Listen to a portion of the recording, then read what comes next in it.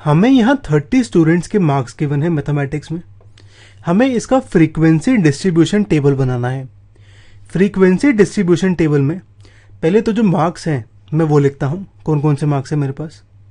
अब यहाँ पे एक तो 10 मार्क्स हैं तो इसको मैं लिख देता हूँ, एक 20 मार्क्स है तो इसे मैं लिख लेता हूँ, एक 36 है इसे लिख देते हैं, एक 92 है 92 लिख देता हूँ मैं, एक 95 है, एक मेरा यहाँ 40 है, एक है 50, एक 56, 60, 70 एंड सो ऑन। यहाँ पे मेरे ये सारे मार्क्स हैं तो पहले मैं ये लिख लेता हूँ। अब मैं देखता हूँ कौन सा कितनी बारी आ रहा है, यानी मैं यहाँ पे टैली निकालता हूँ। अब यहाँ पहला नंबर है 10, ये एक बारी आ रहा है तो इसके लिए मैं एक डंडी मार देता हूँ तो ये कुछ ऐसे आ जाएगा, इसको हम काट देते हैं। अगला नंबर है 20 तो ये मेरा एक बारी आ रहा है तो इसको हम बना लेते हैं। अगला है 36 तो 36 एक बारी आ रहा है, इसको हम बना लेते हैं। अगला 92 है तो 92 एक बारी आ रहा है, इसके सामने मैं डंडी बना देता हूँ। ऐसे ही 95 है तो इसके सामने एक डंडी। अगला है 40 तो 40 के सामने एक डंडी।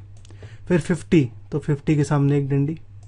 ऐसे ही 56, 60, 70 तो यहाँ मेरा 70 आ गया।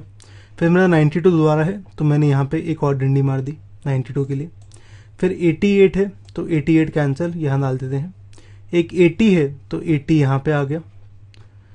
अगला है 70 तो मैं 70 के ऊपर एक और डंडी मार देता हूँ।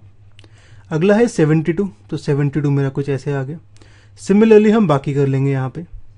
अब मैं काउंट करता हूँ इसको, यानी मैं यहाँ पे नंबर ऑफ स्टूडेंट्स यानी फ्रीक्वेंसी निकालता हूँ।